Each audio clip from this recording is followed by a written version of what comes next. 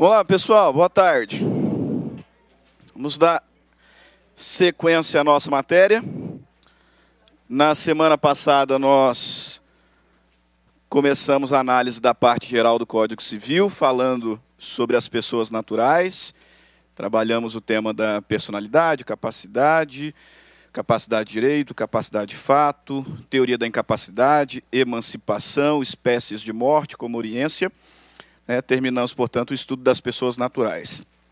Na nossa live, essa semana tem live de direito civil, a gente vai falar sobre direitos da personalidade. Então, a gente vai voltar um pouquinho para trabalhar o tema dos direitos da personalidade. E na aula de hoje, a gente conclui a parte geral do Código Civil, trabalhando atos e fatos e prescrição e decadência. Então, fato jurídico, prescrição e decadência, matéria que geralmente se estuda no segundo ou no terceiro semestre da sua faculdade. Tá? É uma matéria um pouco mais cansativa, tá? Porque ela é muito teórica, só que é uma matéria muito cobrada na OAB. Vocês vão observar, tem uma sequência ali de questões sobre vícios do negócio jurídico, né? Uma sequência até extensa, e todas as questões de OAB. Então, é uma matéria muito cobrada, por isso que a gente tem que dedicar uma atenção especial para ela. E aí, na semana que vem, nossa aula é no domingo, né, domingo manhã toda, e aí a gente vai estudar a melhor matéria do direito civil, que é direito das obrigações. Né? Só que não. Né? Obrigações é puxado, mas cai muito. Tá? Já destaco, se a gente fizer uma análise das últimas provas da OAB, as duas matérias mais cobradas da OAB são direito das obrigações e parte geral. Só que parte geral tem vários temas, né? Pessoa natural, pessoa jurídica, fato jurídico, prescrição, decadência e obrigações sozinha é uma matéria mais cobrada do que parte geral. Como na última prova não caiu obrigações, então tem uma forte tendência de cair na aula de hoje, ok? Podemos, Claudinei? Então, demorou. Vamos lá, então, senhores. Fato jurídico. Primeira parte da nossa aula, fato jurídico, negócio jurídico e teoria da invalidade. Portanto, o primeiro ponto que nos importa relembrar, porque isso tudo vocês já estudaram, é o conceito de fato jurídico. Você provavelmente se recorda, se não, agora vai lembrar, que nós consideramos fato jurídico como todo acontecimento relevante para o direito. Eu costumo dizer que esse conceito não explica absolutamente nada, porque fato é acontecimento e jurídico me remete para direito. Então, dizer que fato jurídico é um acontecimento relevante para o direito não explica muita coisa. O que eu preciso saber é o que faz de um acontecimento relevante para o direito. E aí, nesse contexto, nós teremos que será relevante para o direito o acontecimento capaz de criar, modificar, transmitir, conservar ou extinguir direitos. Então, todo acontecimento no mundo jurídico capaz de criar, modificar, transmitir, conservar ou extinguir direitos, nós chamaremos de fato jurídico. Se o evento não tem aptidão para nada disso, diremos, então, fato material ou fato ajurídico. Um exemplo de fato ajurídico, que a gente estuda em direito de família, é o noivado. Tá? De fato, noivado não tem relevância nenhuma para o direito. Por quê? Porque não é um acontecimento capaz de criar, modificar, transmitir ou extinguir direitos. Professor, mas é aquele caso em que eu vi lá no Fantástico, que eu vi lá na Sônia Abrão, que o sujeito largou a esposa no altar e ela ajuizou uma ação indenizatória e ganhou. Aí veja bem, o fato jurídico ali é o ilícito civil que ele cometeu. Né? A ação, ou omissão no caso, que causou dano à outra parte, não o noivado. Não o noivado, foi o rompimento, foi a omissão dele que gerou dano e, portanto, configurou um ato ilícito. O noivado, por si só, nome técnico, esponsais. Então, se cair na sua prova, você lembra? Esponsais, é noivado. Os esponsais são fatos materiais e, portanto, não são capazes de criar, modificar, transmitir, conservar ou extinguir nenhum direito. Fato jurídico, acontecimento capaz de criar, modificar, transmitir, conservar ou extinguir direitos. E aí, quando a gente fala em fato jurídico, especialmente aqueles que já foram meus alunos, viram várias vezes a gente construir esse gráficozinho em sala, nós relembramos que existem várias subespécies de fato jurídico. O fato jurídico, primeiro, pode ser um fato natural, quando ele não decorre diretamente da vontade, ou um fato humano, quando nele existe vontade.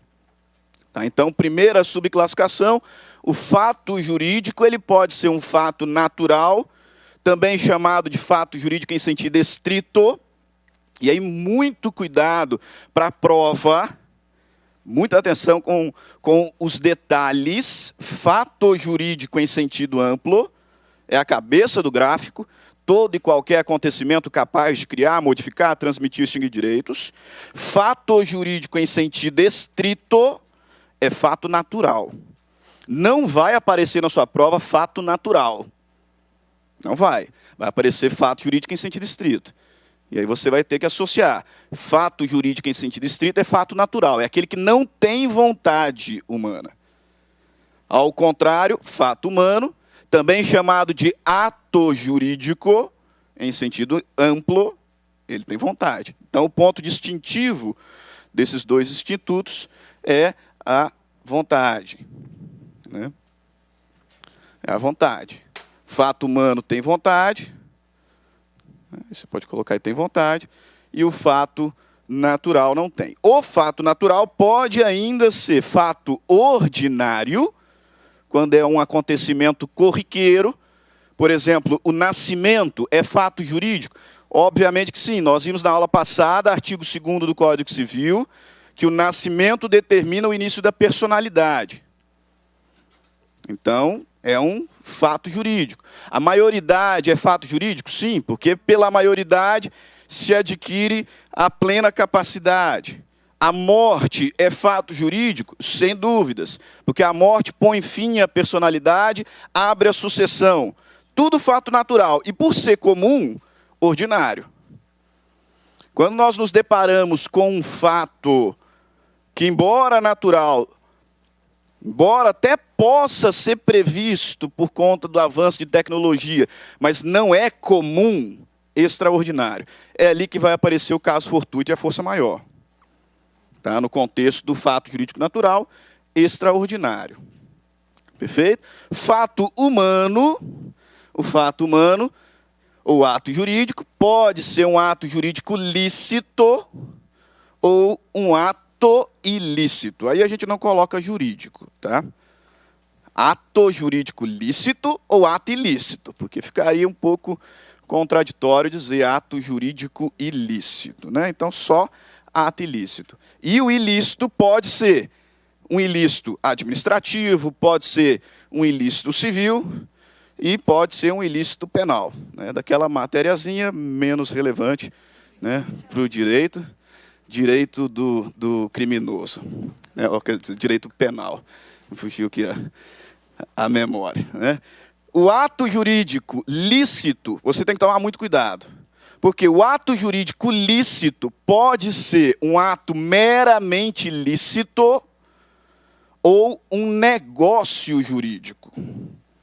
Tá? E esse ponto aqui é indispensável para a OAB. Saber diferenciar ato meramente lícito de negócio jurídico. Porque cá para nós, com relação ao fato natural, você só precisa tomar cuidado com o nomezinho aqui, né? Fato jurídico em sentido estrito ou estricto senso. Porque o fato natural ele é um tanto quanto óbvio, né? Dá para ir pela lógica. Se é ordinário, se é extraordinário. O ato ilícito também. Então você tem que tomar um cuidado muito grande aqui, ó. Ato jurídico lícito, que pode ser meramente lícito ou negócio jurídico. E aí qual é a diferença entre um ato meramente lícito, também chamado de ato jurídico em sentido estrito. Olha a atenção com os nomes. Fato jurídico em sentido amplo, fato jurídico em sentido estrito, que é o fato natural.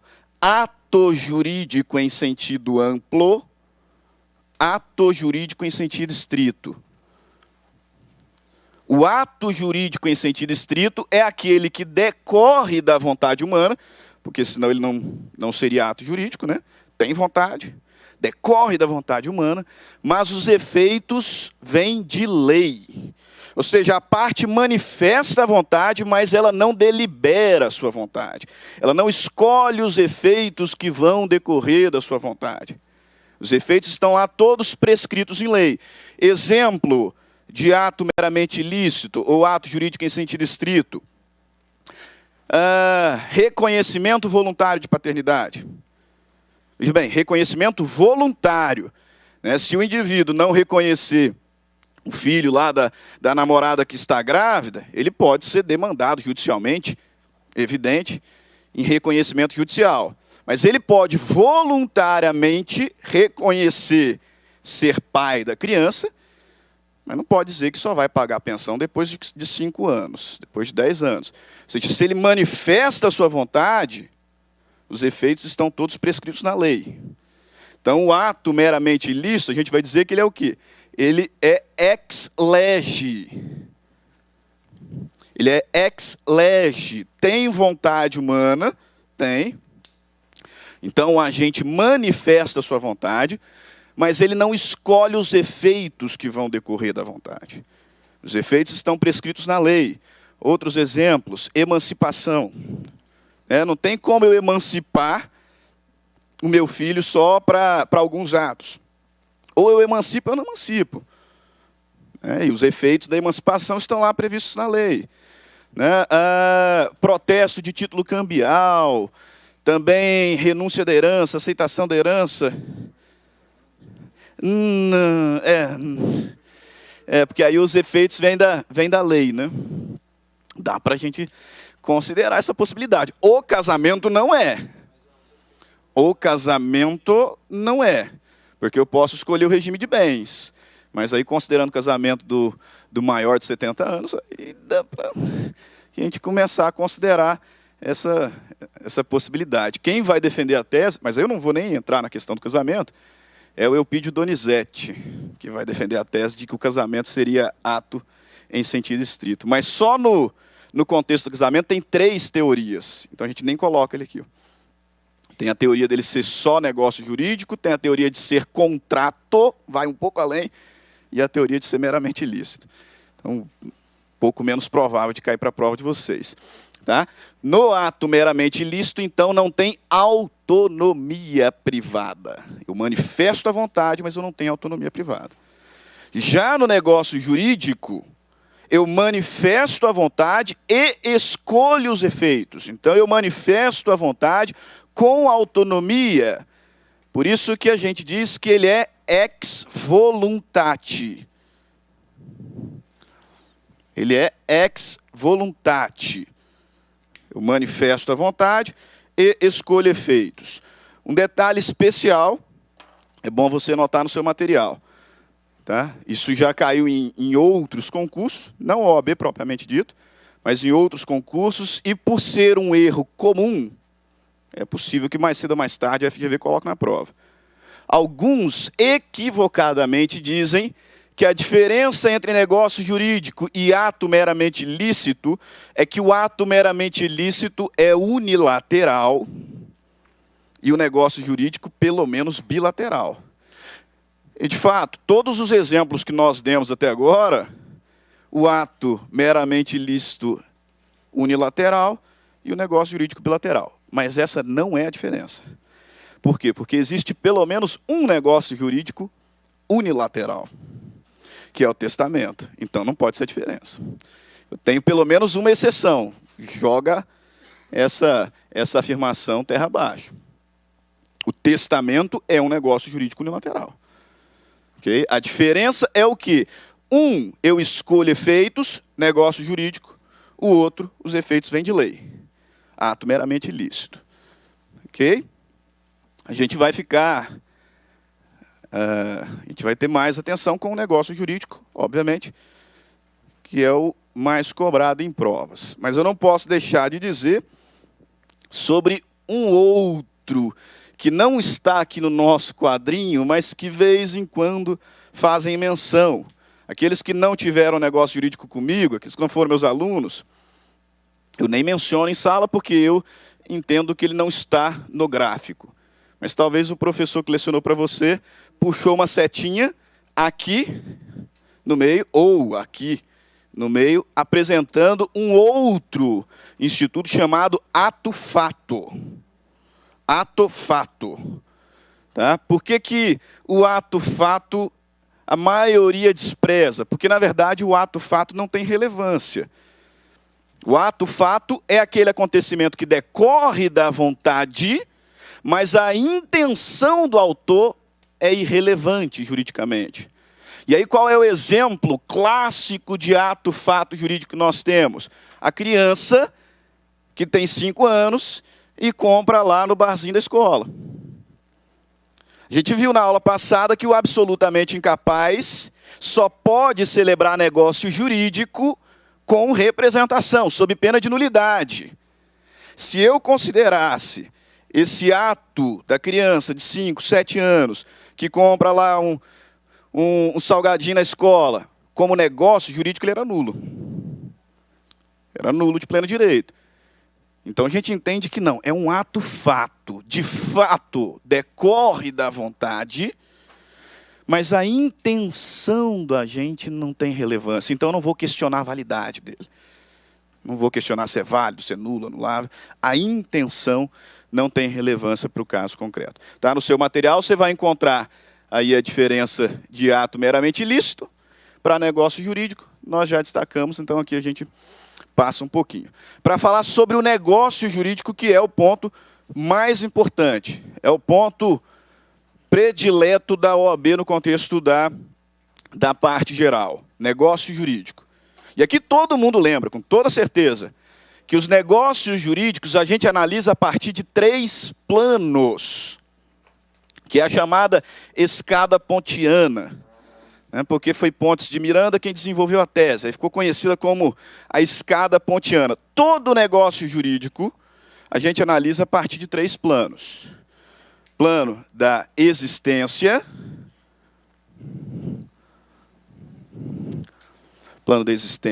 plano da validade,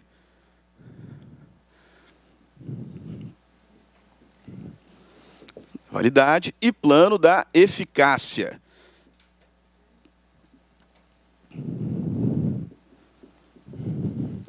Todo negócio jurídico, a gente analisa a partir de 3 planos: existência, validade e eficácia. E aí, aqui dentro, você tem que tomar um cuidado muito grande por conta dos detalhes que são comuns em prova de concurso público, não só da OAB, provas em geral. Por exemplo, eu não posso confundir nulidade com inexistência. Tem gente que diz, e de vez em quando cai em prova, que o negócio jurídico celebrado pelo absolutamente incapaz, sem representação, é inexistente. Não, não é, ele é nulo. Ele é nulo. E outro erro comum, confundir anulável com nulo. Não são expressões sinônimas. Comentei com os senhores na aula passada, de vez em quando me deparo com petições desse tipo, que o advogado começou a falar nulo, nulo, nulo o tempo inteiro. Ah, está ficando pesada a minha petição, então eu vou colocar um sinônimo. Aí colocar anulável. Assim, não. Nulo e anulável não são as mesmas coisas. Definitivamente não. Nós vamos identificar as diferenças. Da mesma forma que nulo e inexistente também não são as mesmas coisas. Por quê? Quando eu falo em inexistência, o negócio jurídico sequer subiu o primeiro degrau. Quais são os pressupostos para que um negócio jurídico exista? Exista. É o famoso voa-fi. Ou alguns colocam favo também, aí você decide como é que você vai decorar isso aqui. Né? Voa-se 4 elementos, 4 pressupostos de existência. Vontade, objeto, agente e forma. Observe o seguinte, nesse ponto eu não quero saber se o objeto é lícito. Eu não quero saber se o objeto é possível. Basta o objeto. Para que o negócio jurídico exista, eu tenho que ter vontade. Não me interessa se é uma vontade viciada ou não. Eu tenho que ter um objeto. Não interessa se ele é lícito, se é ilícito, se é possível, se não. Tenho que ter agente. Não interessa se ele é capaz ou incapaz. E tem que ter forma. Para que exista. Perfeito. Estão presentes esses institutos? Subiu o primeiro degrau. Aí, para subir o segundo degrau, a vontade da existência tem que ser livre. Livre de vícios.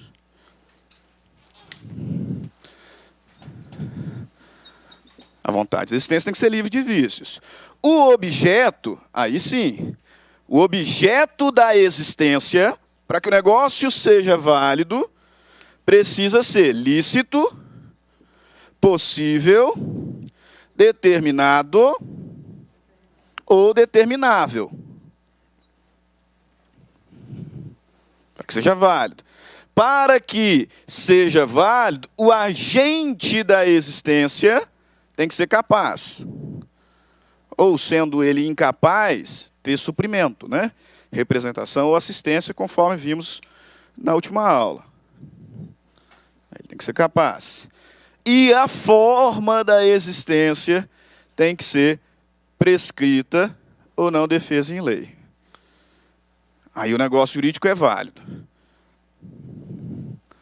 Prescrita ou não defesa em lei. Tá? Só lembra que... E eu falo para lembrar porque eu costumo usar essa expressão na minha prova e o erro é grande, mas não é de direito, é erro de português mesmo. Defesa é proibido, né? Defesa é proibido. Coloco lá que o absoluta é defeso ao absolutamente incapaz celebrar negócios jurídicos sem representação. É proibido ele celebrar negócio jurídico sem representação. Uma vez que eu coloquei algo do tipo numa prova de contratos, e aí o indivíduo errou, boa parte da sala errou por conta da expressão defesa. E aí foi argumentar, professor, defesa é permitido. Porque é defeso a pessoa, ou seja, é defendido a ela o direito de fazer aquilo. Tem até lógica, mas defesa é proibido. A defesa é proibido. Então a forma tem que ser prescrita, determinada pela lei ou não proibida pela lei. Não defesa. Aí veja bem, ele existe com esses 4 institutos, com esses outros e algumas regras específicas a depender do negócio, ele se torna válido. Se não tiver isso aqui, pode tentar. Se não tiver algum desses, ou se faltar algum requisito específico, o negócio será nulo ou anulável. Então, aqui no primeiro degrau, faltou inexistência. Inexistência. Faltou vontade e inexistência. Por isso que alguns doutrinadores vão falar que a coação física gera inexistência. Porque mediante a coação física eu nem sequer manifestei a minha vontade. A coação que geraria a anulação é a coação moral. Estaria aqui no segundo degrau. Tem vontade, só que minha vontade deve ser dada. Se faltar algum desses, inexistente. Se faltar algum desses aqui, ou algum dos requisitos específicos, aí é que eu vou falar em nulidade ou anulabilidade. Perfeito. O negócio existe e é válido. Regra geral, se o negócio existe e é válido, ele produz efeitos. Regra geral, se o negócio existe e é válido, ele produz efeitos. E quando eu falo regra geral, você já sabe que vem exceção, né? Já sabe que vem exceção.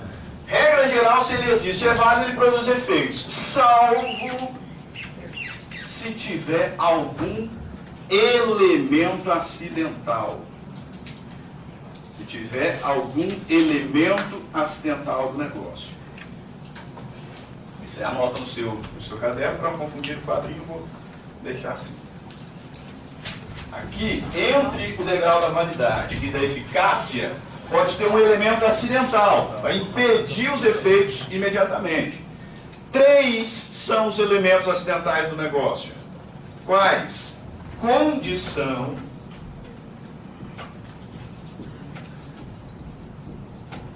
a segunda eu ouvi aqui perto, termo e encargo. Condição, termo e encargo. Aí volta. Essa matéria que cai demais na OAB, por quê? Porque ela é extremamente técnica. Se você não souber, a chance de acertar é só se tiver iluminado na hora, assim, para chutar direito. Não vai pela lógica. Plano da existência, vontade do objeto a gente forma. Plano da validade, a vontade tem que ser livre, o objeto tem que ser lícito, possível, determinado, determinável, o agente capaz, a forma prescrita ou defesa em lei. Regra geral, existe, é válido, produz efeitos. Excepcionalmente, pode existir algum elemento acidental. 3 são os elementos acidentais. Condição, termo e encargo. Aí veja bem, não inventa moda. No segundo semestre, terceiro semestre, quando a gente estuda essa matéria, costumo colocar na minha prova assim, o que é condição? O que se entende por condição? E aí o aluno já investido, né, a sua personalidade de advogado, começa lá em linguística. Os primeiros semestres que eu lecionei eram desse jeito, e aí eu tinha que ler, o problema não era nem o aluno encher linguística, eu tinha que ler a resposta. Eu comecei a falar só, se você deixar em branco, 2 décimos. Se deixar em branco, 2 décimos. Porque aí pelo menos não tem que ler bobeira, né? Antes de pensar nessa técnica dos 2 décimos, comecei a colocar assim, condição em 3 palavras. Tá? Explique o que é condição em 3 palavras. O que é condição? Evento futuro incerto. Pronto, resolveu. Evento futuro incerto.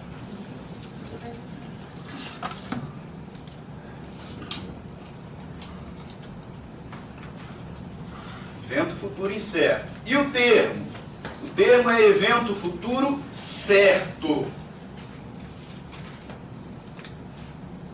Condição, evento futuro incerto. Incerto.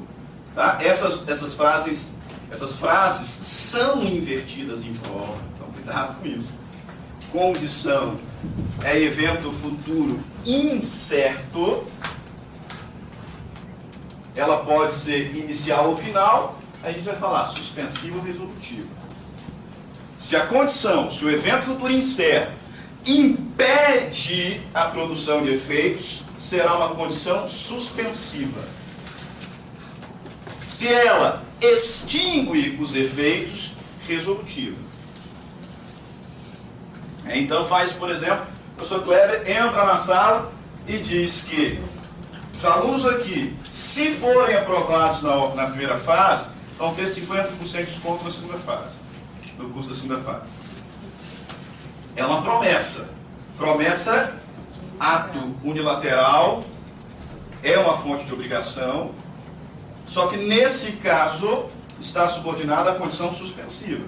É muito provável que vocês serão aprovados. Muito provável.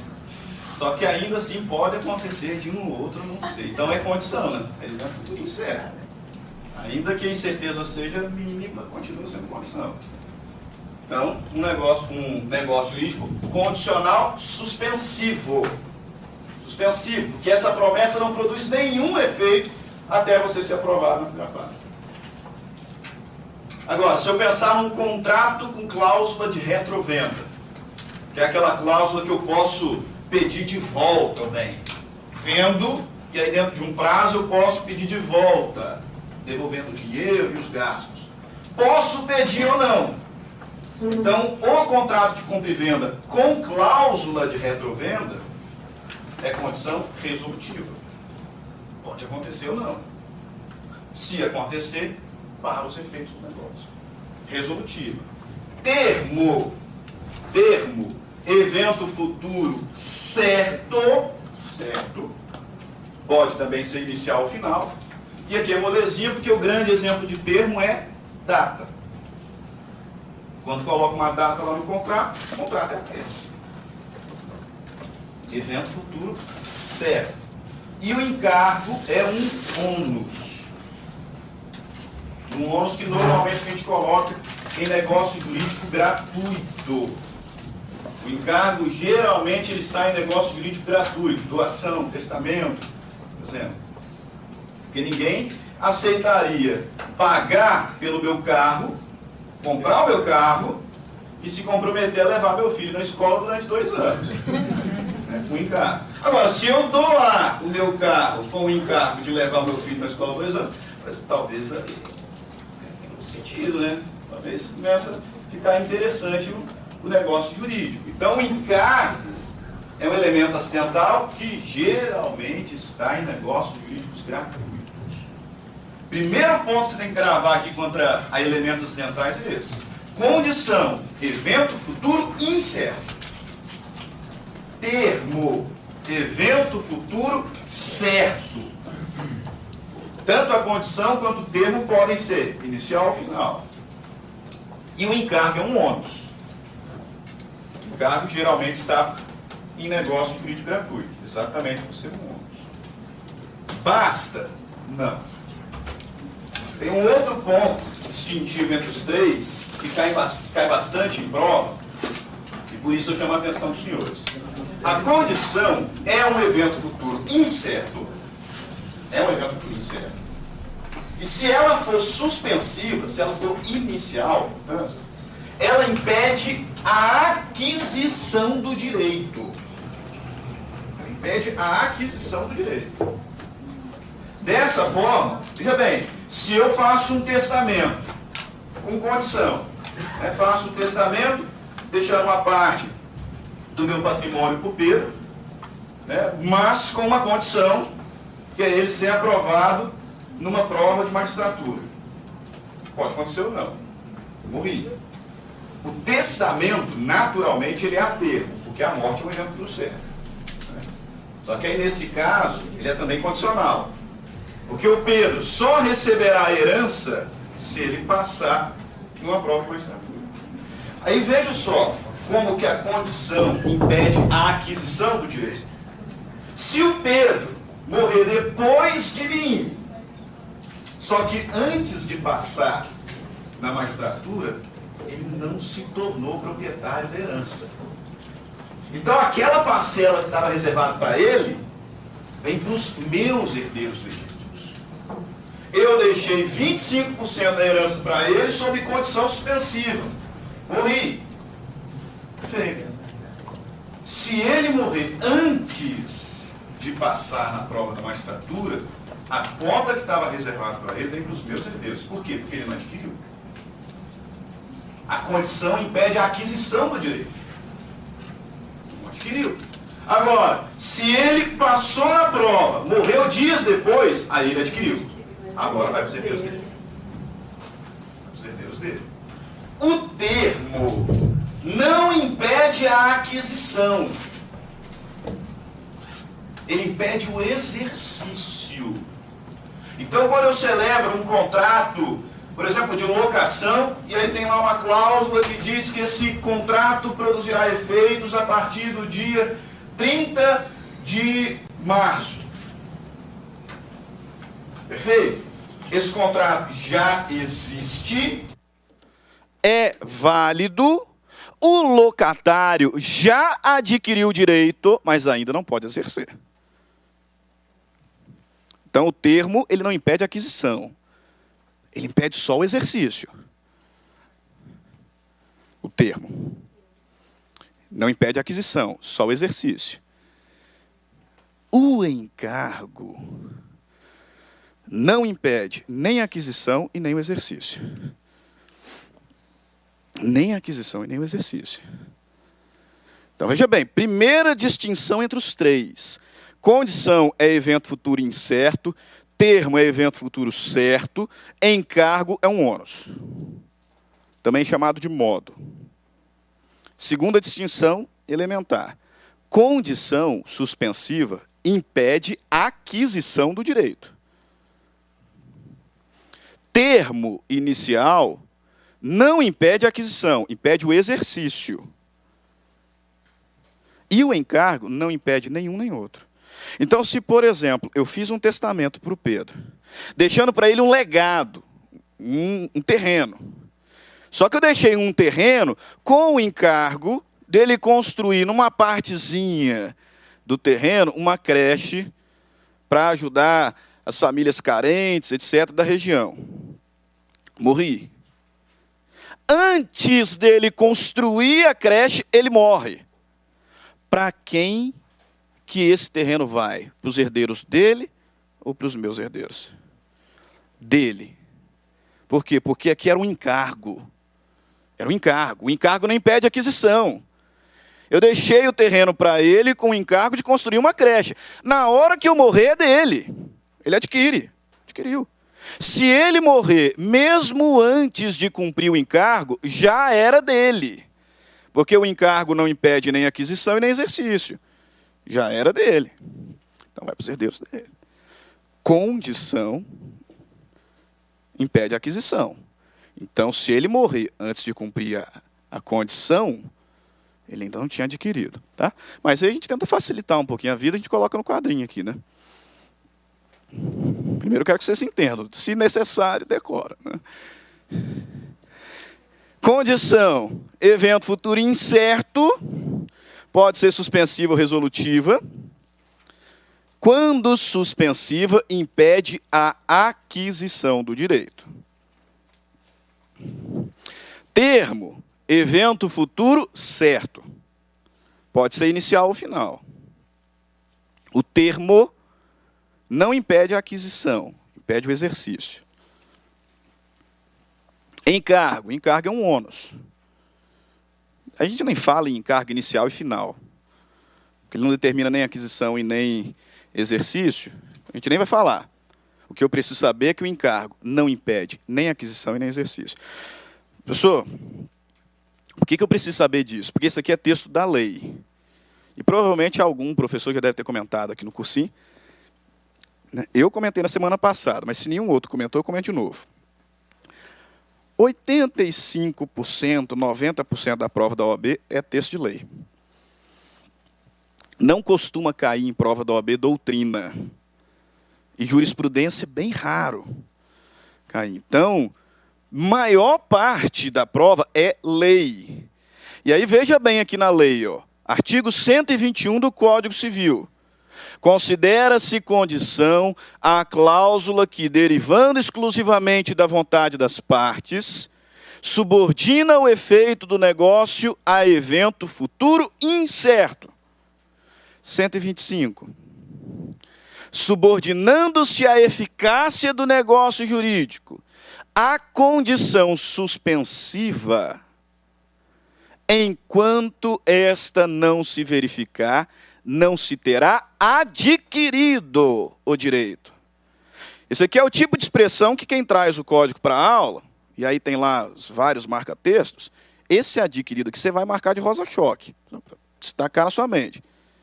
Se o negócio estiver subordinado à condição suspensiva, enquanto não implementar a condição, não se terá adquirido o direito. Aí veja o 131. O termo, que é evento futuro certo, suspende o exercício, mas não a aquisição. E o 136. O encargo não suspende a aquisição nem o exercício do direito. Por isso que esse quadrinho aqui você tem que guardar bem guardado. Bem guardado. Porque ele é texto da lei.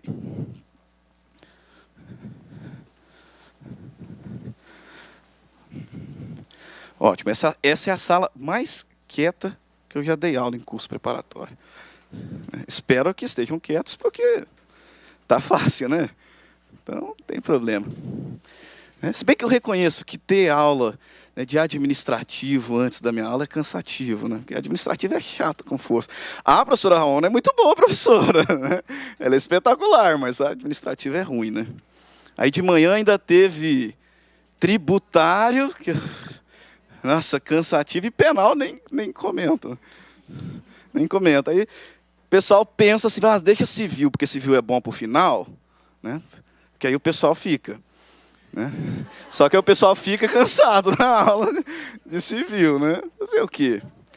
Ciência, não tem problema. Domingo a gente está no início. Domingo da semana que vem, nossa aula é de manhã. Aí tem simulado depois. Está fresquinho.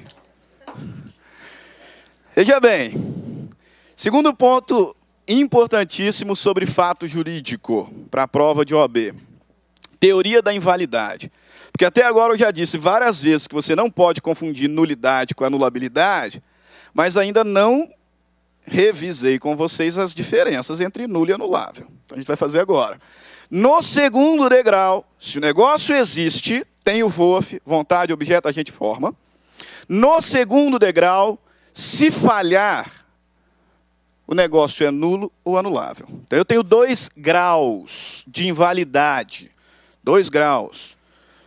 Quando o negócio jurídico é nulo, é porque o defeito é sério. O vício é realmente complicado, realmente grave. Em algumas situações tem um vício, mas não é tão grave assim. Aí ele é anulável. Então eu tenho 2 graus. Um grau mais brando, que é o negócio anulável.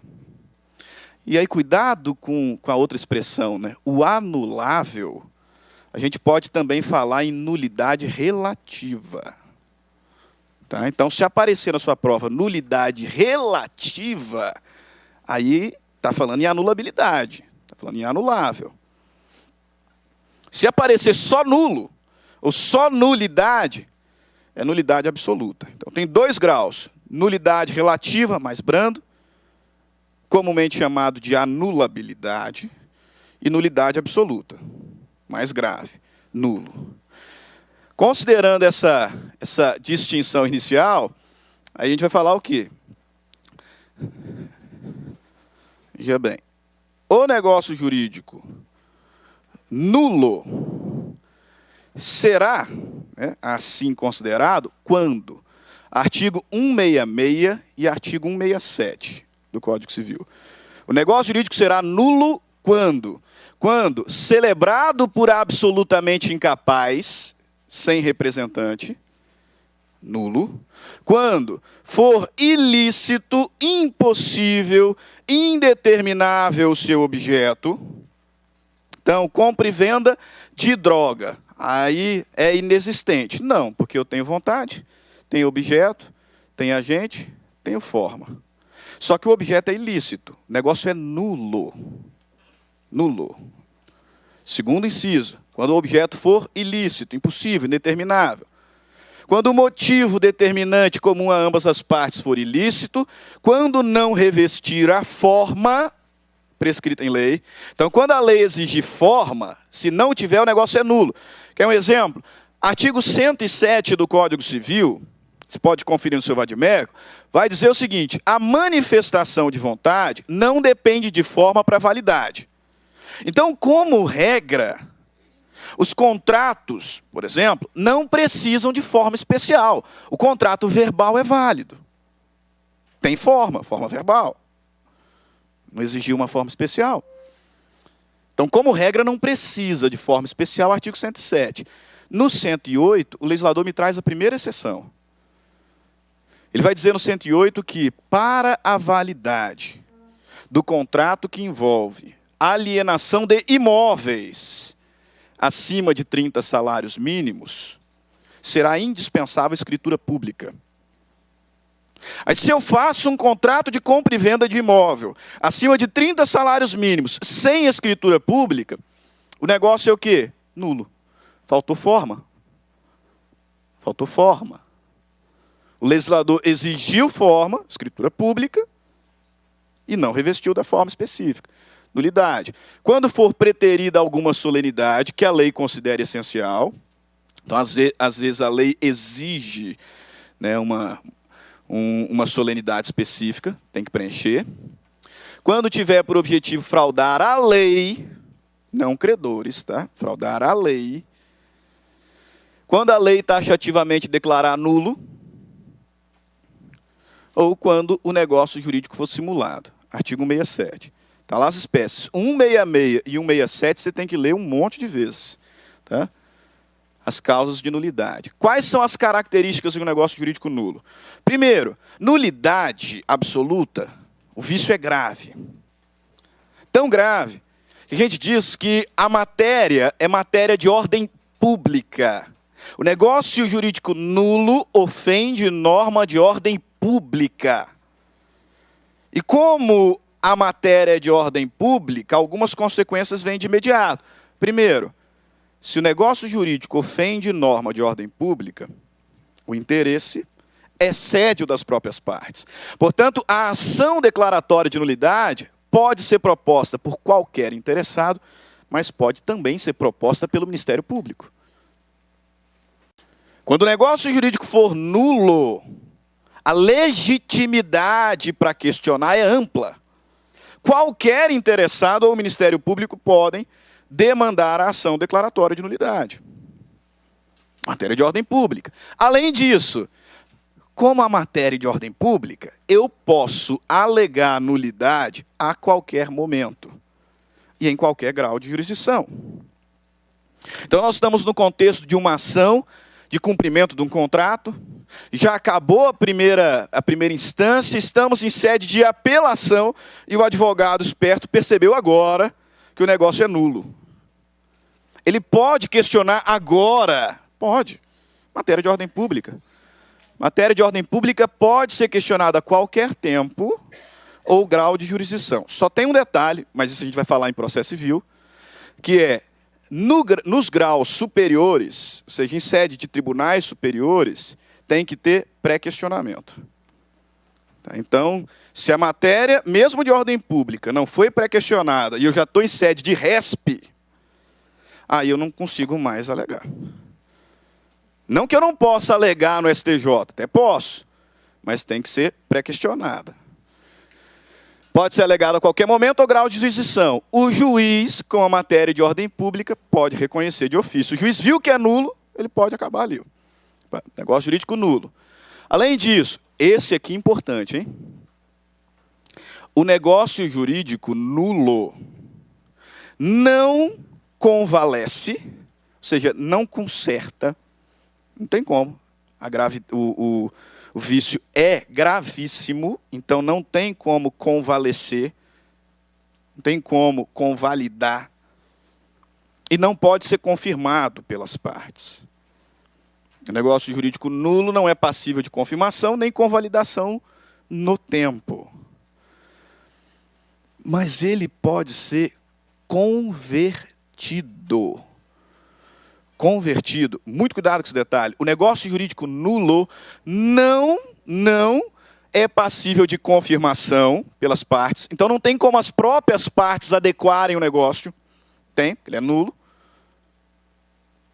Foi celebrado por um absolutamente incapaz. Aí, para não fazer novo negócio, o representante chega agora atrasado e vai confirmar. Não pode. O negócio jurídico não convalesce no tempo. O negócio jurídico nulo não conserta no tempo. É por isso que, uma vez nulo, sempre nulo. A gente não fala em prazo. O negócio jurídico nulo pode ser declarado nulo a qualquer tempo. Lá em sede, né, de casamento, por exemplo, a gente, né, fala muito, teve uma decisão questionável há algum tempo aqui no nosso tribunal, do sujeito que tinha uma amante, né, e estava há 20 anos com a amante, e aí ele morreu, né, e o tribunal reconheceu o direito dela também, na pensão. Ela teve uma parte da pensão para a esposa.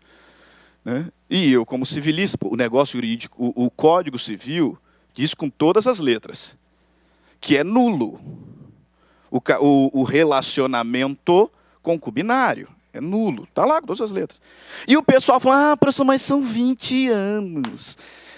Tá bom, mas nulo não conserta. Nulo não conserta. Então, ainda que sentimentalmente a gente fica lá questionando, mas tecnicamente o negócio é nulo. Então, ele não corrige no tempo. Não interessa se tem 20 anos. O nulo não convalida, o nulo não convalesce. Não fala em tempo. Mas ele pode ser convertido substancialmente. Conversão substancial. Né? Alguns chamam de recategorização. Ou seja, eu vou mudar o negócio. Um grande exemplo de recategorização, ou de conversão substancial, é a compra e venda sem escritura pública. Eu falei com base no 108 que a venda de imóvel acima de 30 salários mínimos tem que ter escritura pública. E se não tiver, ele é nulo, porque a questão é forma. Aí ele não conserta, né, não convalida, não tem como ser confirmado, pode ser questionado a qualquer tempo. Não tem jeito para essa compra e venda. Mas eu posso considerá-la uma promessa de compra e venda.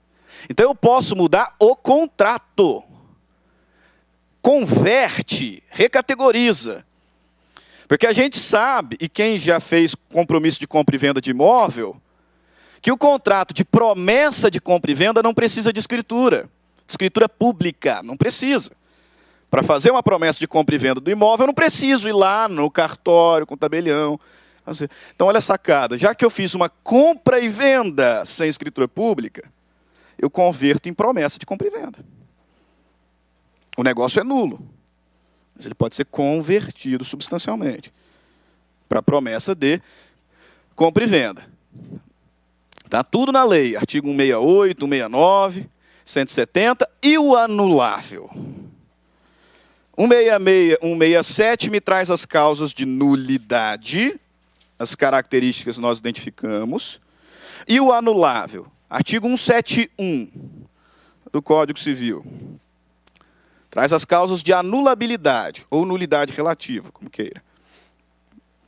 O negócio jurídico é anulável quando for celebrado por relativamente incapaz. Por isso que a aula passada é, de fato, muito importante, porque a gente viu lá que só é absolutamente incapaz o menor de 16. Só.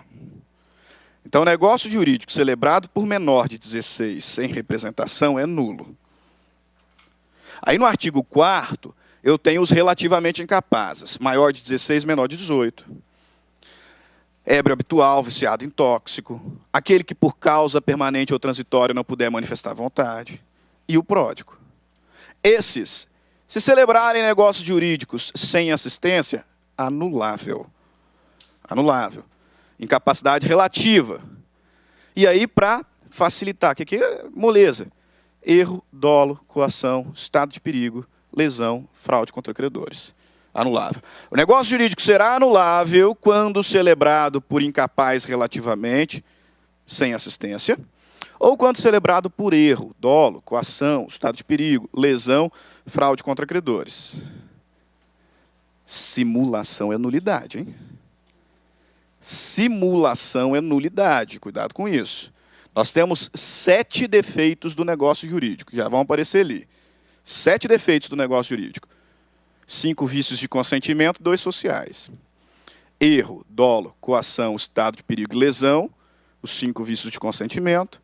Fraude contra credores, simulação, os 2 sociais. Veja bem, erro, dolo, coação, estado de perigo, lesão, fraude contra credores, anulabilidade. Anulabilidade. Simulação é o único vício, o único defeito do negócio jurídico que gera nulidade. Artigo 167. Quais são as características da nulidade relativa?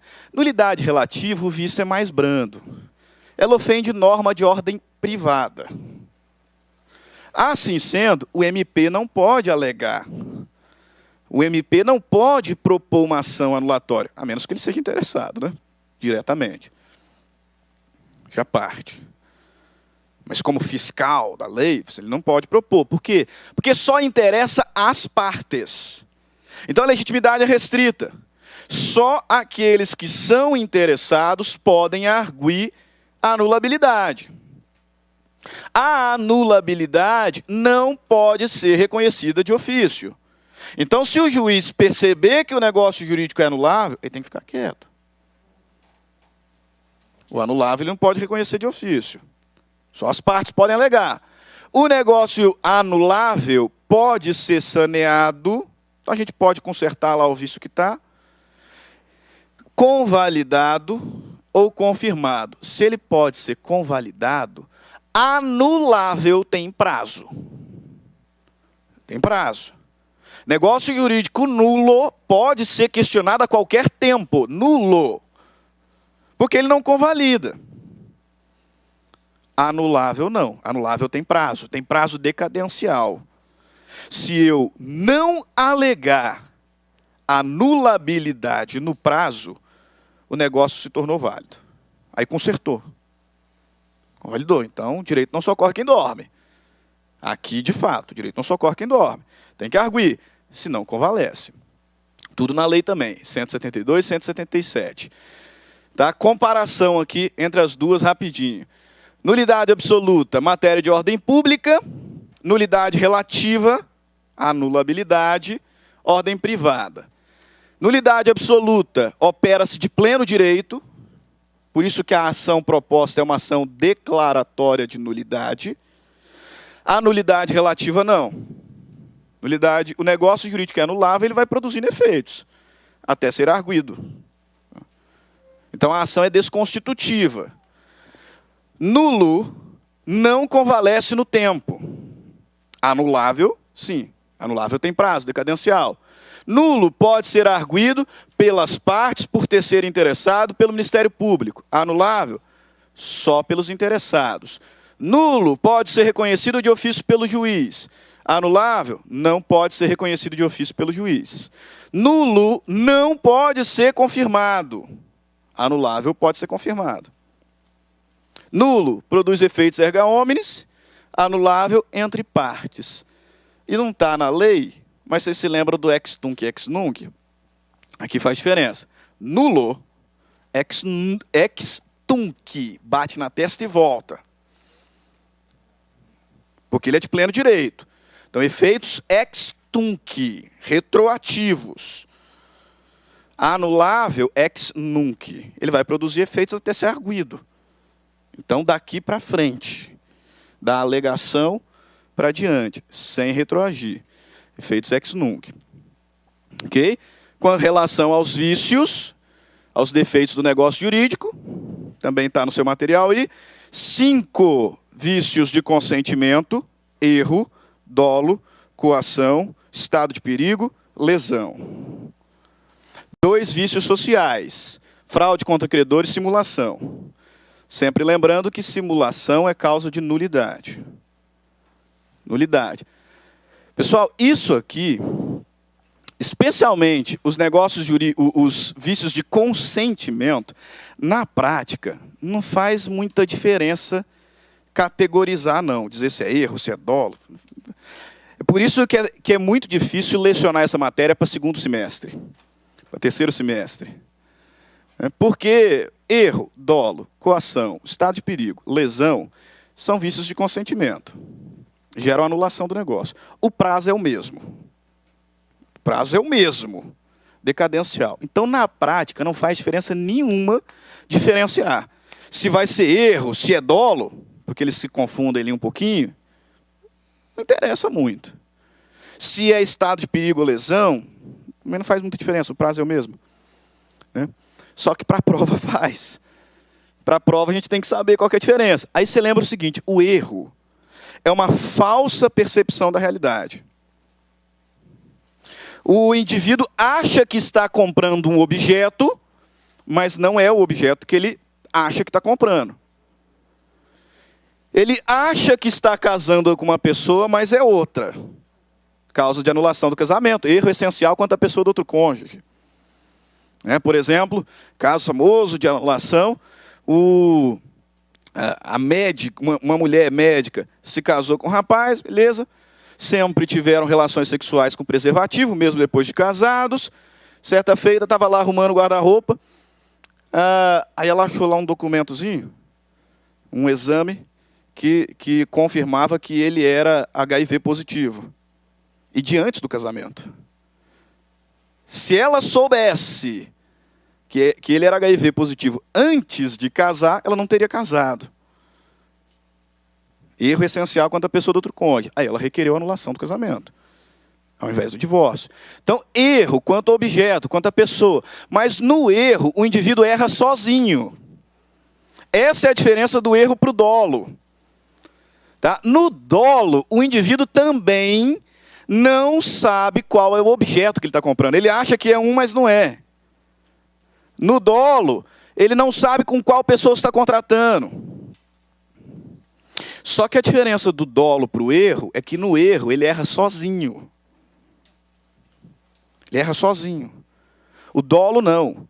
O dolo, o outro contratante, ou um terceiro, é que leva o agente ao equívoco. Por isso que a gente vai dizer que o dolo é o erro provocado. É o erro provocado. Eu falei para o Pedro que o relógio que eu estou vendendo é de ouro. Mas não é. Aí o vício é dolo. Ele achou que era de ouro e comprou. Errou sozinho. Erro. Coação, moleza, porque ela fica ali isoladinha no meio, né? Fundado temor de dano iminente. Lembrando que temor reverencial não é coação. Tá? Então você... Oi. O dolo, ele é induzido.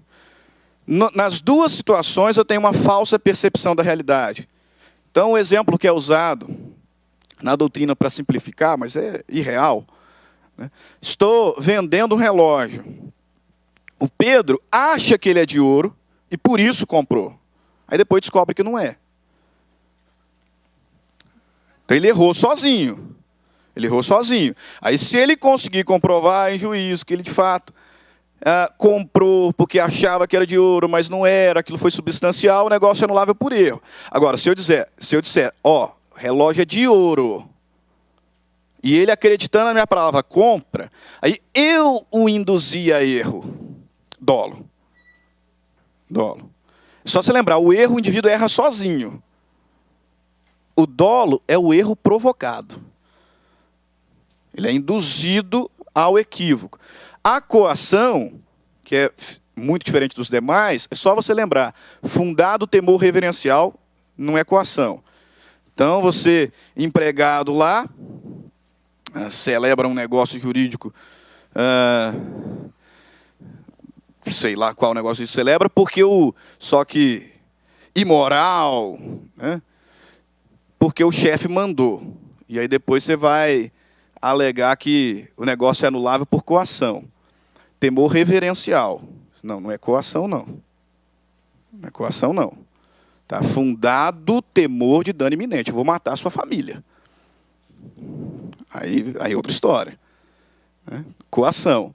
Estado de perigo e lesão também acaba confundindo na hora da prova.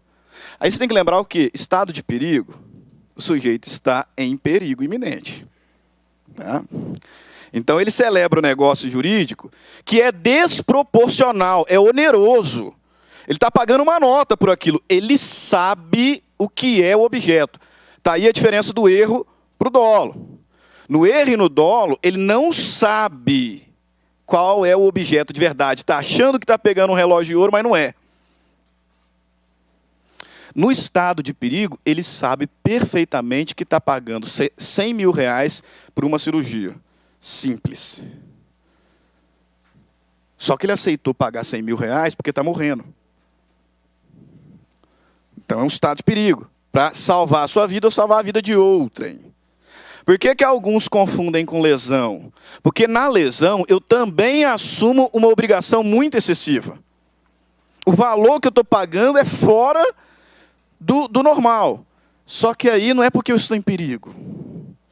É por inexperiência. É por necessidade, mas não é necessidade de salvar a minha vida, não. Não é necessidade de salvar a minha vida. Não vou morrer, não. Então é só você lembrar que nos dois casos eu estou assumindo uma prestação que é muito onerosa.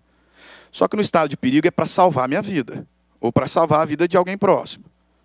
Na lesão, a palavra-chave é inexperiência, necessidade.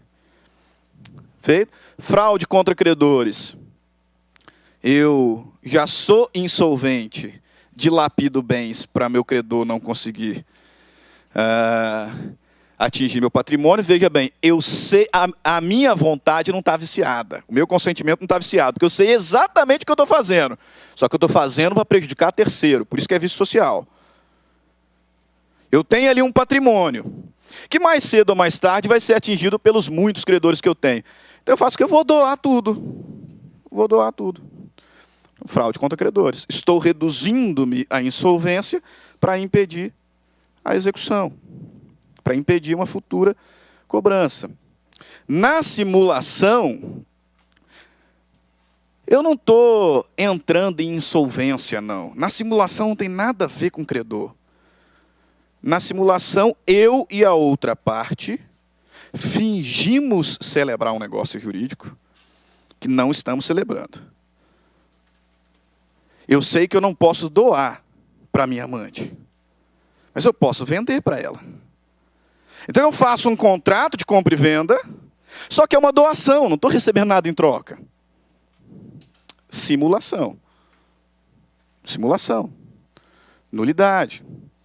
Então as duas partes sabem o que está fazendo e o fazem para prejudicar terceiro ou para fraudar a lei. Aí você recorda que a simulação é a única que é causa de nulidade. Erro, dolo, coação, estado de perigo, lesão, fraude contra credores, negócio é anulável. Qual que é o prazo? Se é anulável, tem prazo. Se você errar prazo aqui, tá? Tomara que você acerte as questões da OAB, né? De penal. Tomara. Porque aí seja aprovado também, não tem problema. Né? Minha vontade é falar assim, tomara que reprova, mas eu não vou falar isso. Né? Porque, pessoal, aqui o prazo é 4 anos, ponto. Por isso que eu falei que, do ponto de vista prático, eu não vou gastar tempo tentando descobrir se é erro ou dolo. Não vou. É 4 anos. Não vou gastar tempo discutindo se é estado de perigo ou lesão. É 4 anos. O prazo é o mesmo. 4 anos. Eu só tenho que tomar um certo cuidado com o início da contagem. Porque, veja bem, se o negócio jurídico é celebrado por relativamente incapaz, 4 anos. Só que o prazo começa a contar de quando ele completar a maioridade. Então, 4 anos a partir da maioridade. Se o negócio jurídico está viciado por coação, qual que é o prazo? 4 anos. Só que começa a contar de quando cessar a coação. Quando eu parar de receber a ameaça, aí começa a contar. Erro, dolo, estado de perigo, lesão, fraude contra credores, prazo, 4 anos. Só que aí começa a contar da celebração. Professor, não tem prazo. 2. O prazo é 4. Se a causa de anulação não é nenhuma dessas, e para esta causa de anulação não tem um prazo específico, aí a regra é de 2 anos. Quando a lei não disser qual é o prazo, 2 anos. 2 anos. Agora, as outras causas, 4 anos. Professor, cadê as questões? Está tudo reservado aqui. Ó. Agora a gente vai fazer um monte agora. Você vê como é que isso aqui cai na prova. Porque aí depois dessas questões a gente fala de prescrição e decadência. E olha lá, ó, Bernardo, nascido e criado no interior da Bahia, tudo OAB, tá? Essas primeiras, tudo OAB. Tem uma sequência aqui, umas 5 OABs. Bernardo, nascido e criado no interior da Bahia, decide mudar-se para o Rio de Janeiro. Ao chegar ao Rio, procurou um local para morar. José, percebendo o desconhecimento de Bernardo sobre os valores de aluguéis no Rio de Janeiro, lhe oferece um quarto por R$500. Pagando com dificuldade o aluguel do quarto, ao conversar com os vizinhos, Bernardo descobre que ninguém paga mais do que 200. Então ele assumiu uma prestação excessivamente onerosa. Por desconhecimento, por ignorância, inexperiência. Não está morrendo. O que é isso aqui? Lesão. Já matou. Com base no caso concreto, o negócio jurídico poderá ser anulado por lesão, se José não concordar com a redução do proveito ou com a oferta de suplemento suficiente. O negócio jurídico será nulo. Se é lesão, não é nulidade. O negócio jurídico poderá ser anulado por coação, em razão da indução de Bernardo a erro. Olha como é que essa alternativa está toda errada. Porque induzir a erro é dolo. Induzir a erro é dolo. Não tem nada a ver. Tá? Não é coação, o caso concreto, e indução a erro é dolo. Então está toda errada. O negócio jurídico poderá ser anulado por erro. Eis que este foi a causa determinante do negócio. Lembro-me dessa prova, um monte de gente marcou letra D. Professor, ele errou porque ele pagou 500 ao invés de 200. Pessoal, erro, grava o seguinte, no erro e no dolo, se ele soubesse do objeto, ele não contrataria. Se o Pedro soubesse que o relógio não era de ouro, ele não ia comprar. Quando nós estivermos diante de diferença de prestação, está muito oneroso o contrato. Então, das duas, uma. Ou é lesão ou é estado de perigo. Quando a gente fala em alto valor desproporcional à prestação, é lesão ou estado de perigo. Como esse caso não tem nada envolvendo saúde, lesão. Durante uma viagem aérea, Eliseu foi acometido de um mal súbito, que demandava atendimento imediato. O piloto dirigiu o avião para o aeroporto mais próximo, mas a aterrissagem não ocorreria a tempo de salvar Eliseu. Isso é o quê? Você nem acaba de ler, você vai morrer. Você não sei nem o que aconteceu ali na frente, mas ele vai morrer. Então é estado de perigo. Não precisa nem acabar de ler. Aí, um passageiro ofereceu seus conhecimentos médicos para atender Eliseu, mas demandou pagamento bastante superior ao valor do mercado, sob a alegação de que se encontrava de férias. Eu sou médico, mas eu estou de férias. Então, só faço por 200 mil. Os termos do passageiro foram prontamente aceitos por Eliseu. Recuperado do mal que atingiu, para evitar a cobrança dos valores avançados, Eliseu pode pretender a anulação do acordo firmado com outro passageiro, alegando estado de perigo. Estado de perigo. Excessivamente oneroso para salvar a vida. Né? Cara, se fosse... mas é OAB. É porque vocês não fizeram a 20ª prova. Né? Vocês não fizeram a 20ª prova. Essa ali é da 20ª prova. Né? Mas não, eu ia até falar que na última prova não caiu vício. Vício cai em quase todas as provas. Quase todas as provas cai defeito do negócio jurídico. Mas caiu. Na última prova caiu simulação. Na última prova, quem fez prova lembra. Acertaram, é óbvio. Né? Mas lembra que caiu uma de simulação. O pessoal que fez a prova. E olha lá, Juliana foi avisada que seu filho Marcos sofreu um terrível acidente de carro em uma cidade com poucos recursos no interior do Ceará, e que ele está correndo risco de morte, devido a um grave traumatismo craniano. Diante dessa notícia, Juliana celebra um contrato de prestação de serviços médicos em valores exorbitantes. Valores exorbitantes. É lesão ou estado de perigo. O filho dela estava morrendo. Estado de perigo.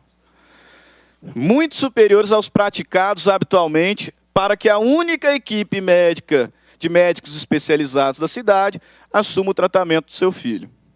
O negócio jurídico pode ser anulado por vício de consentimento, denominado estado de perigo, no prazo prescricional de 4 anos, a contar da data da celebração do contrato. Certo ou errado, pessoal?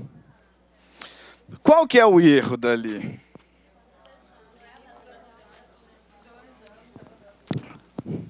Qual que é o erro?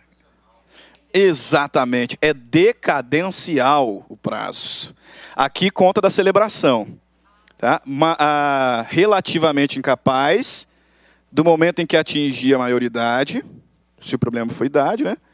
Coação, do momento em que cessar a coação, erro, dolo, estado de perigo, lesão e fraude da celebração do contrato.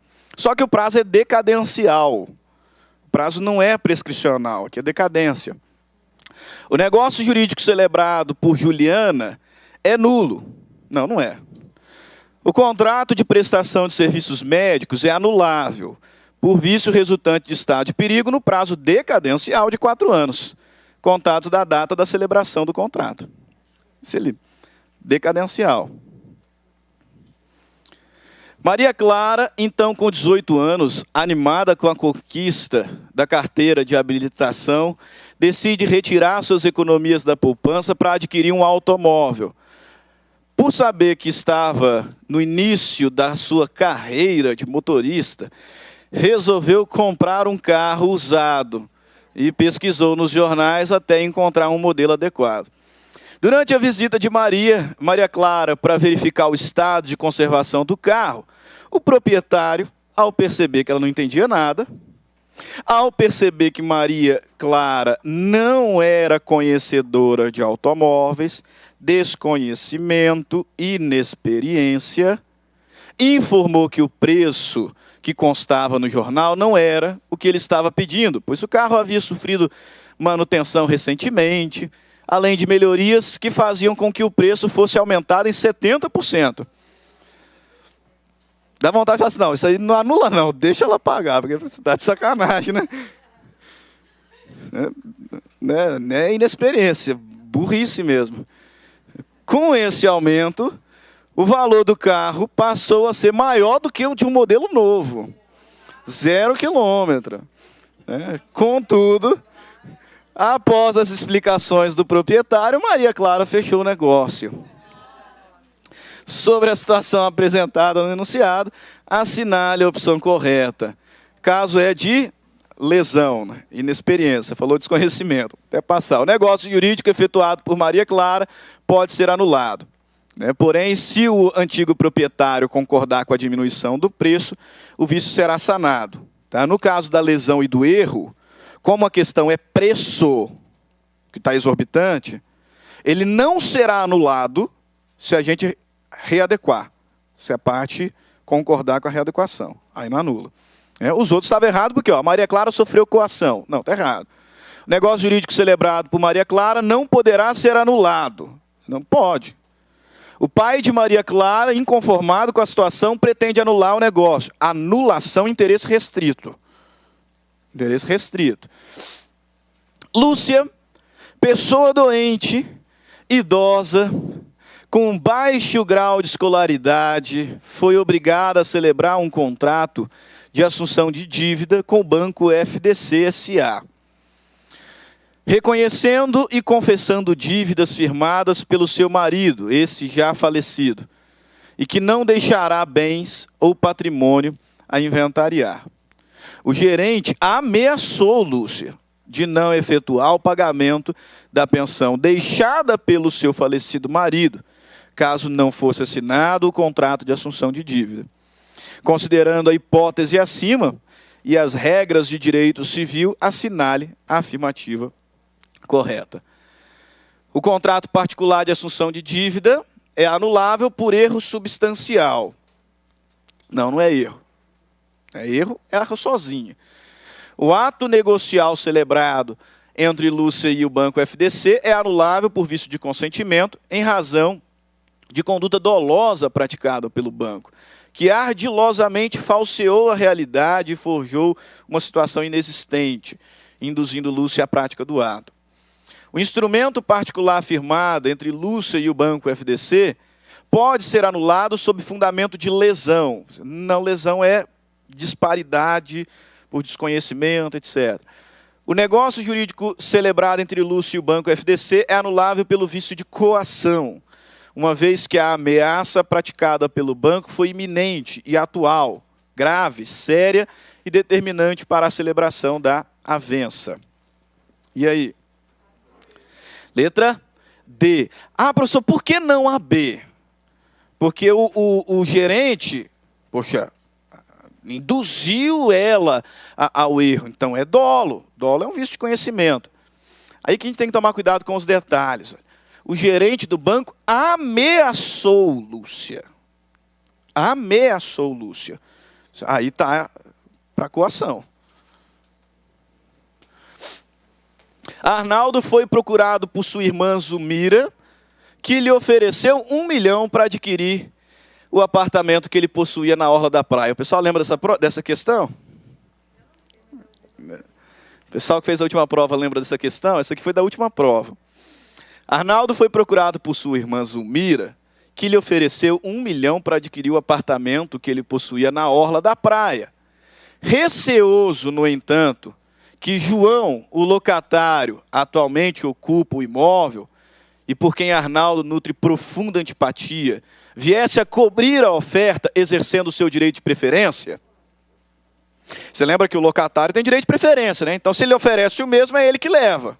Aí, com medo do locatário oferecer o mesmo valor, propôs a Zumira que constasse na escritura o valor de 2 milhões, ainda que a totalidade do preço não fosse totalmente paga. Então, para não exercer a preferência, o que os dois espertos falaram? Só coluio.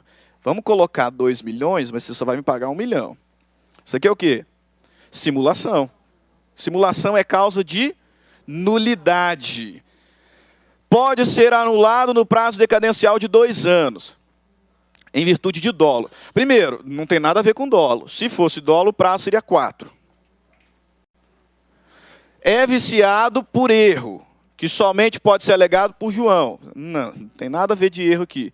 É nulo em virtude de simulação, o que pode ser suscitado por qualquer interessado. Lembra, nulidade e legitimidade ampla. Nulidade, qualquer interessado ou Ministério Público. Tá? Essas ali, ó, até aqui, só OAB. Só OAB. E a partir do 20º exame. A gente está indo para o 28º. Você vê, em 8 provas, olha o tanto de questões sobre negócio jurídico que caiu. Em 8 provas. Cai em quase toda a prova do OAB, cai vício de negócio, dos negócios jurídicos. Agora outras aqui, para você ir percebendo como talvez possa cair. Ato jurídico em sentido estrito tem consectários previstos em lei e afasta, em regra, a autonomia de vontade. Qual que é a diferença do ato jurídico em sentido estrito para o negócio jurídico? O ato jurídico em sentido estrito é o manifesto vontade e os efeitos vêm de lei. Então, está certo. Questão da CESP, de certo ou errado. Não constitui condição a cláusula que subordina os efeitos do negócio jurídico à aquisição da maioridade da outra parte. Certo ou errado? Não, mas aí, olha como é que a gente tem que tomar cuidado na hora de ler. Concordo, é termo. Né? Aí fala assim, não, é errado, porque é termo. Olha lá, não constitui condição a cláusula que subordina os efeitos de um negócio jurídico à aquisição da maioridade. Não é condição, é termo. Então tá certo, né? Tá certo. A cláusula que deriva da vontade das partes e subordina o negócio jurídico a evento futuro, exceto, é denominada condição. Agora está errado. Isso é termo. Ainda que o negócio jurídico seja celebrado com termo inicial, este não suspende a aquisição do direito. Exato. Então está certo ou errado? Ainda que o negócio jurídico celebrado com termo inicial, este não suspende. Está certo. Está certo. O termo não suspende a aquisição. Suspende só o exercício. Sem que haja manifestação de vontade por parte dos contratantes, o negócio jurídico contratual é considerado existente, mas perde sua validade. Sem vontade, pessoal, plano da existência. Vontade, objeto, agente, forma. Se não tem vontade, ele não existe. Ele não existe. Né? Sem que haja vontade, o negócio é existente, mas perde a validade? Não, ele é inexistente. Não tem vontade. É favo. É favo ou vou, como vocês quiserem. Vontade, objeto, agente, forma. Não tem vontade? Poxa, então não vai, não. Olha lá, assinale a alternativa correta sobre negócio jurídico. É anulável o negócio jurídico quando não revestir de forma prescrita em lei. Forma é nulo. Forma é nulo. O negócio jurídico nulo não é suscetível de confirmação, mas convalesce pelo decurso do tempo. Não, ele não é passível de confirmação e nem convalesce. Ele pode ser convertido substancialmente. Não pode ser confirmado, não convalesce. O negócio jurídico anulável pode ser confirmado pelas partes, salvo o direito de terceiros. O termo inicial suspende a aquisição. Não. Anulável, pode ser confirmado. Assinale a correta. As obrigações decorrentes de negócio jurídico nulo podem ser objeto de novação. As nulidades do negócio jurídico devem ser pronunciadas pelo juiz, que também as pode sanar. Não, até devem ser pronunciadas, mas ele não pode sanar, não. Porque não tem como corrigir. O decurso de tempo faz desaparecer o vício do negócio nulo. Não. O decurso do tempo não opera a confirmação, nem convalesce o negócio jurídico nulo. Perfeito. Prescrição e decadência. A gente tem meia hora. 6h15. 6h15 que acaba. Sério. Meia hora.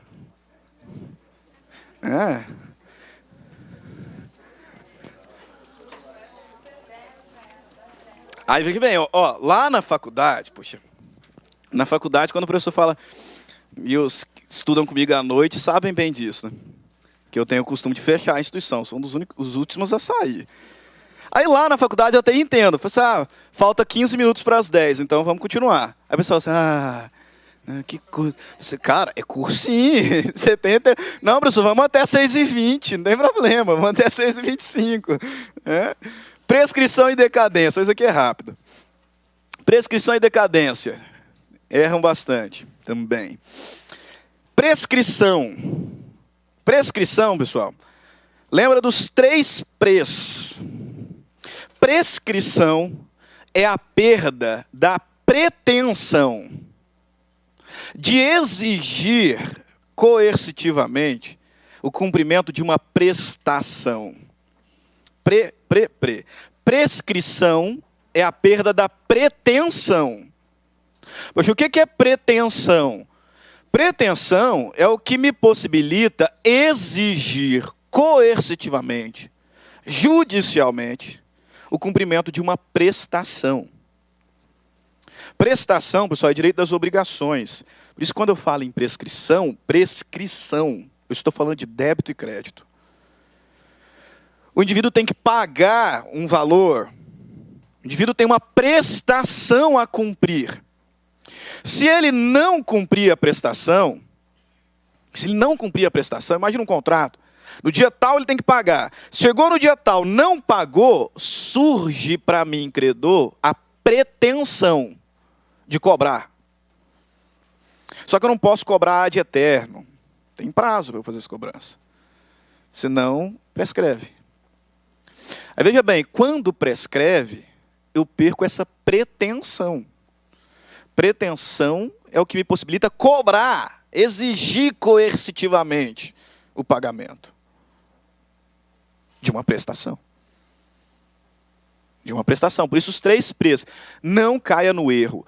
Quando prescreve, eu não perco o direito de ação.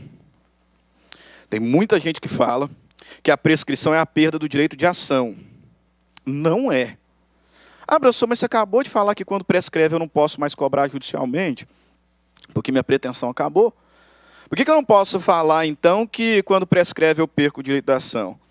Porque se você ajuizar uma ação de cobrança de uma dívida prescrita, o juiz vai sentenciar. Essa sentença, ela tem julgamento do mérito ou não? Tem. Então você teve direito de ação. O direito de ação é o direito de receber uma resposta de mérito. Se você ajuizar uma ação de cobrança de dívida prescrita, o juiz vai julgar improcedente, reconhecendo a prescrição, e essa sentença é demérito. Então você teve ação.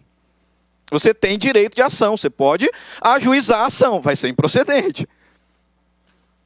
Você não perdeu a ação, você perdeu a pretensão. Pretensão. Ok? Quais são as características da prescrição? Só para confirmar, depois você lê no seu código. Olha lá, artigo 189. Violado o direito, nasce para o titular a pretensão. Então, se você não me pagar na data que nós acordamos, nasce para mim a pretensão. Se você bateu no meu carro, ato ilícito. Ação, dano, nexo causal. Ato ilícito é fonte de obrigação. Você é meu devedor. Você bateu no meu carro, você me deve. Se você não pagar a indenização, eu posso te cobrar. Pretensão. Então, violou meu direito. Pretensão. Violado o direito, nasce para o titular a pretensão, a qual se extingue pela prescrição. Então, prescrição fulmina minha pretensão. Não tem nada de ação aqui. Cuidado com essa frase. Quais são as grandes características da prescrição? Primeiro, o prazo prescricional é um prazo de ordem pública. E por conta disso eu não posso modificar. Não posso criar. Eu não posso, por exemplo, num contrato em que o prazo prescricional é de 5 anos, colocar lá uma cláusula que para o nosso negócio jurídico o prazo é de 2. Não posso. Prazo prescricional não pode ser modificado pelas partes. Não pode ser criado pelas partes. E aí a maioria de vocês lembra disso, porque isso é tanto quanto óbvio, porque prescrição vai mudar prazo prescricional. O que alguns esquecem é que o prazo prescricional pode ser renunciado. Cuidado com isso. O prazo prescricional ele não pode ser criado. Ele não pode ser modificado. Mas ele pode ser renunciado. E aí, nesse contexto da renúncia, teve uma vez que o aluno falou, professor, então, eu não posso colocar que aquele prazo de 5 vai ser de 2. Mas eu posso colocar que não tem prazo. Então eu renuncio. Não, você não pode. Se eu posso renunciar, por que eu não posso excluir? Renúncia, exclusão não é a mesma coisa? Não, filho, de forma alguma. Essa questão da renúncia é para te fazer errar na prova. É para te fazer errar na prova, porque o contexto dessa renúncia aqui é extremamente óbvio. O legislador me diz que eu posso renunciar à prescrição, mas não é de qualquer jeito. Eu só posso renunciar à prescrição depois que acabar o prazo.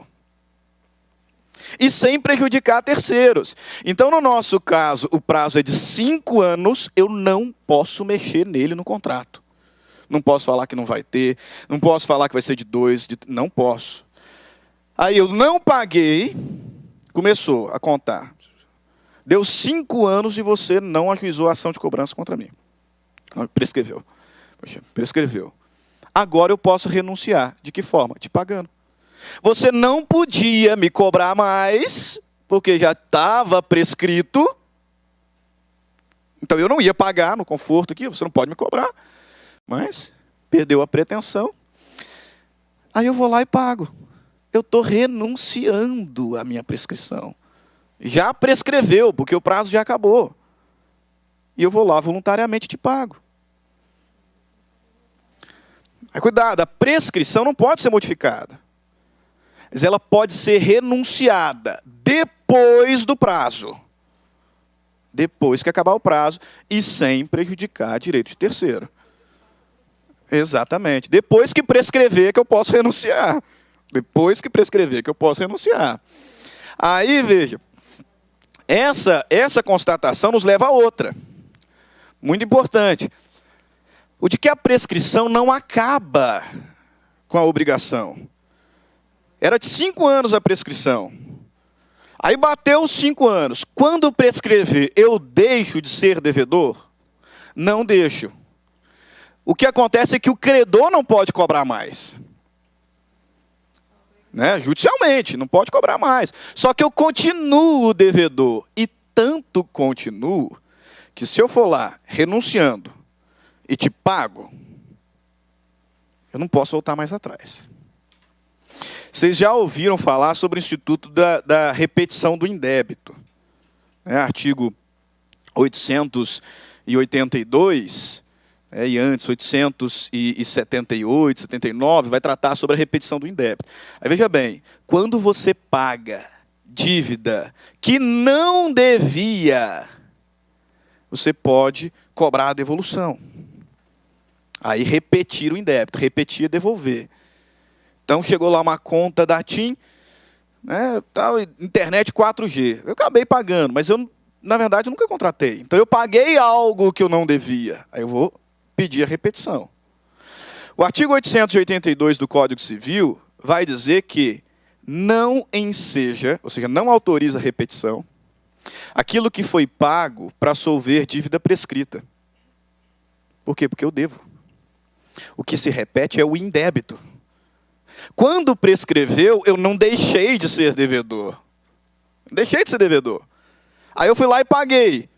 Aí depois eu descobri que estava prescrito. Poxa, eu vou ajuizar uma repetição de indébito. Não dá mais. Porque ainda tinha débito. Ainda tinha débito. A prescrição não acaba com a obrigação. Eu não deixo de ser devedor quando prescreve. A prescrição pode ser reconhecida de ofício pelo juiz. Pode ser alegada a qualquer momento ou grau de jurisdição. Lembra, STJ, STF tem que ter pré-questionamento. E o legislador vai me apresentar algumas causas de impedimento ou suspensão. Essas causas eu vou deixar para você ler em casa. São várias. Não corre prescrição entre cônjuges na constância da sociedade, entre ascendente e descendente. A única que eu faço questão de destacar aqui na sala é isso aqui, ó. Não corre prescrição contra os incapazes do artigo 3º. Quem são os incapazes do artigo 3º? 16. O incapaz do artigo 3º é o absolutamente incapaz. Aí cai lá na sua prova, não corre prescrição contra relativamente incapaz. Contra relativamente incapaz, corre. Corre. Não corre contra absolutamente incapaz. O incapaz do artigo 3º é o absolutamente incapaz. Então ele bateu 16 anos, começa a correr. Começa a contar a prescrição. A menos que seja, por exemplo, alimentos.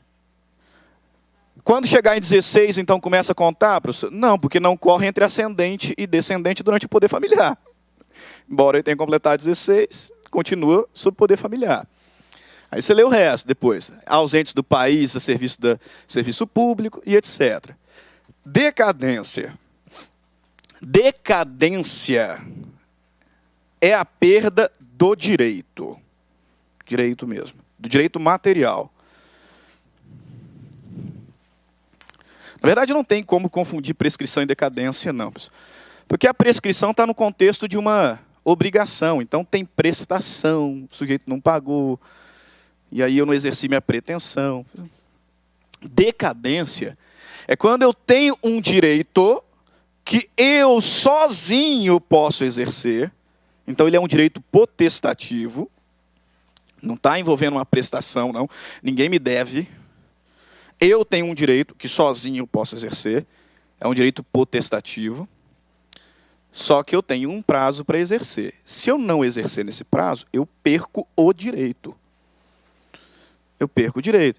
Aí qual que é o grande exemplo de decadência que a gente tem? Que o professor Silvio Soares fala nas aulas de consumidor, etc. Garantia. Prazo de garantia é decadencial. O aparelho estragou, está lá no prazo ainda. Eu posso impor a garantia. Estou levando para garantia. Você tem aí o prazo que o CDC estabelece para tentar consertar, etc. Beleza. Se eu não exercer o meu direito de garantia, acabou. Acabou. Outro exemplo de prazo decadencial, que você não vai errar isso em prova, que foi a da outra questão. Anulação. Prazo de anulação, a gente acabou de ver ali, é decadência. Decadência. 4 anos de prazo prescricional. Você, não, 4 anos de decadencial. Eu tenho o direito de anular aquele contrato. Se eu não anular aquele contrato no prazo que a lei estabelece, eu perco o direito de anular. Então é decadência. Decadência, perda de um direito potestativo. Quais são as características da decadência? Tem prazo decadencial previsto na lei. Mas você vai lá na Casa Bahia e o sujeito te oferece uma garantia estendida. Opa, então a decadência pode ser convencional. Enquanto a prescrição é só legal e eu não posso mudar, o prazo decadencial ele é previsto em lei, mas ele pode ser convencionado pelas partes também. O prazo decadencial legal não pode ser mudado. Então, você chegar lá, só estou te vendendo, mas a garantia, né, é de um dia. Né? O legal eu não posso mexer. Legal, não posso mexer. Da mesma forma que o legal não pode ser renunciado. Da mesma forma que o prazo legal pode ser conhecido de ofício. Convencional, não. Convencional, não. Se no caso concreto o juiz perceber que a decadência estabelecida na lei já bateu, ele pode reconhecer de ofício. Se ele perceber que a decadência é convencional, ele tem que ficar quieto. Decadência convencional só pode ser arguida pelo interessado. Legal, o juiz pode reconhecer de ofício. Prazo legal ou convencional pode ser alegado a qualquer tempo. O prazo decadencial não tem causa suspensiva. A prescrição, a gente tem aquele rol enorme de causas suspensivas, né, impeditivas. Decadência não tem causa suspensiva, só uma, que é o menor de 16, só. Né? As causas suspensivas não se aplicam à decadência, à exceção de uma. Porque sempre tem exceção, né? Para nós. Né? A exceção de uma, menor de 16 anos. Aí vem que o paralelo. Prescrição extingue pretensão. Decadência extingue direito. Prescrição está relacionada a direito subjetivo patrimonial. Então é crédito e débito. Decadência é direito potestativo. É aquele que eu posso exercer sozinho. Só que se eu não exercer no prazo, perco. Prescrição pode ser renunciada. A decadência legal não pode ser renunciada. Convencional, obviamente que sim. Prescrição, prazos insuscetíveis de alteração pelas partes, porque o prazo de ordem pública. Decadência, prazo legal de decadência eu não posso mudar. Convencional, obviamente que eu posso. Prescrição pode ser alegada a qualquer tempo ou grau de jurisdição. Decadência também. Decadência também. Então qual que é a diferença? É que a prescrição pode ser reconhecida de ofício pelo juiz. A decadência legal pode ser conhecida de ofício. Convencional, não. Então, veja bem, a decadência convencional pode ser arguida a qualquer momento, mas o juiz não pode batê-la de ofício. Convencional. A prescrição admite impedimento, suspensão e interrupção. Decadência só menor de 16 anos. E o último paralelo, para fechar aqui e resolver duas questões que eu separei, grava o seguinte, porque a gente vai ter aula de processo juntos também. Quando a ação for condenatória, o prazo é prescricional. Porque eu estou condenando a pagar ou a cumprir uma obrigação. Aí é prescrição. Quando a ação for desconstitutiva ou constitutiva, decadência. A anulação, ação anulatória é desconstitutiva. Então, prazo é decadencial. Quando a ação for declaratória de nulidade, tem prazo para eu declarar contrato nulo? Não. Então, declaratória não tem prazo. Eu tenho 3 espécies de ação. Ação declaratória não tem prazo. Não tem prazo. Ação condenatória, prescrição. Ação constitutiva ou desconstitutiva, decadência. Para reconhecer a paternidade, eu posso reconhecer a qualquer momento. Tem 30 anos que o indivíduo morreu. Posso ajuizar uma ação de reconhecimento de paternidade pós-morte? Posso, porque é declaratória. Tem direito à herança? Não tem. Porque a petição de herança é condenatória. Aí o prazo prescricional vai ser de 10 anos. De valer lá em obrigação. Para fechar, 2 questões em só. O decurso do tempo exerce efeito sobre relações jurídicas, com o propósito de suprir uma deficiência apontada pela doutrina em relação ao Código Velho. O novo Código Civil, a exemplo do italiano e português, define o que é prescrição e institui disciplina específica para a decadência. Isso aqui é porque no antigo Código havia uma confusão legislativa dos termos. Tendo em vista os preceitos do Código Civil, assinale a alternativa correta. Se um dos credores solidários constituir judicialmente o devedor in mora, tal iniciativa não aproveitará aos demais quanto à interrupção da prescrição. Está errado. Se um dos solidários constitui o devedor in mora, aproveita para todos, interrompe a prescrição para todos. O novo Código Civil optou por conceituar o instituto da prescrição como a extinção da pretensão e estabelece que a prescrição, em razão da sua relevância, pode ser arguida mesmo entre cônjuges, enquanto casados sob o regime da separação obrigatória. Entre cônjuges, não. Só se estiver separado de fato. É por isso que pode a usucapião, né? Entre separados de fato.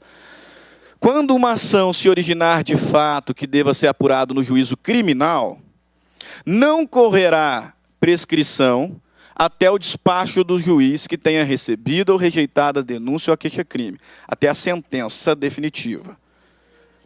Na hora que sentenciar criminalmente, dispara o lápis para eu exigir uma indenização cível. Né? Se a decadência resultar de convenção entre as partes, o interessado pode alegá-la a qualquer grau de jurisdição, em qualquer grau de jurisdição, mas o juiz não poderá suprir a alegação de quem a aproveite. Perfeito. Se é convencional, posso arguir a qualquer tempo, mas o juiz fica quieto. E última questão, a respeito das diferenças e semelhanças entre prescrição e decadência, no Código Civil é correto afirmar: a prescrição acarreta a extinção do direito potestativo. Grava, potestativo é decadência. Não se pode renunciar à decadência legal, nem à prescrição, mesmo após consumadas. Prescrição pode ser renunciada após consumação. Os prazos prescricionais podem ser suspensos e interrompidos, enquanto os prazos decadenciais, legais, não se suspendem ou interrompem, com exceção da hipótese de titular de direito absolutamente incapaz, contra o qual não corre nem prazo decadencial, prescricional, nem prazo decadencial. Correto. Absolutamente incapaz, não corre nem prescrição nem decadência. É a única exceção com relação a suspender prazo decadencial. Ok? Até mais, senhores. Tchau, tchau.